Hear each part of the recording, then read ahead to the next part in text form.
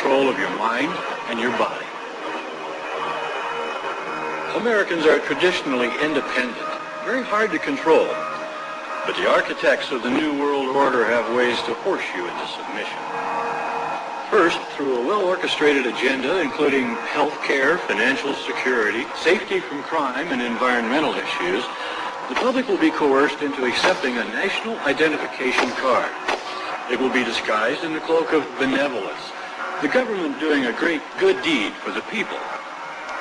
Once the national identification card is in place, it will become the ID card. Without it, you'll not be able to make deposits or withdrawals at the bank, write a check at the supermarket, or even drive your automobile. You know, we're going to talk about music legend, rap legend, Queens legend, Prodigy. Him being murdered. Some people, say he died, but he was murdered. He was in Vegas performing. Supposedly, he had sickle cell, but that never stopped him. We also know Pac dissed him on Hit 'Em Up.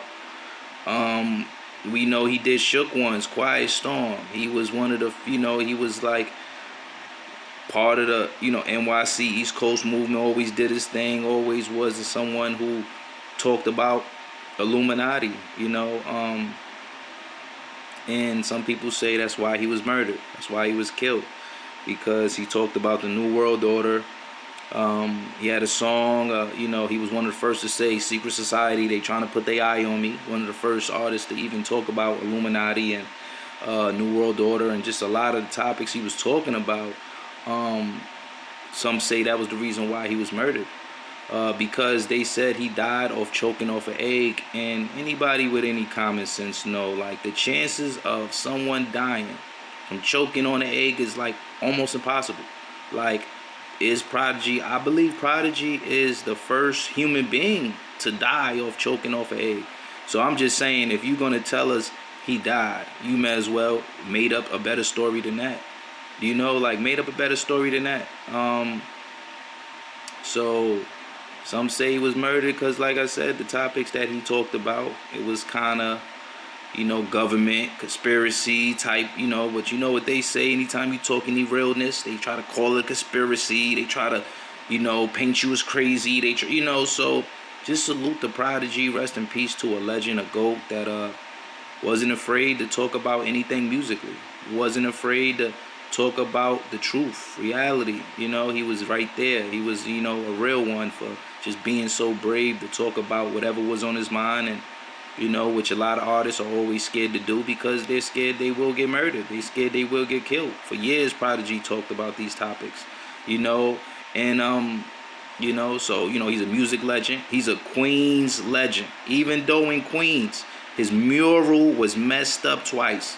Some people say because of the topics he talked about in his book, but this man kicked the doors down for Queens, and what was that? But, 1990, he did it before a lot of us was born. He did it, when it was way back then. He's been making music early 90s. He signed to G Unit later.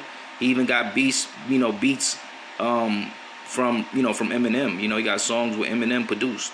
So, he's one half of Mobb Deep, and rest in peace to Prodigy, a legend, a GOAT. Someone who, had a real, made his mark on the rap industry.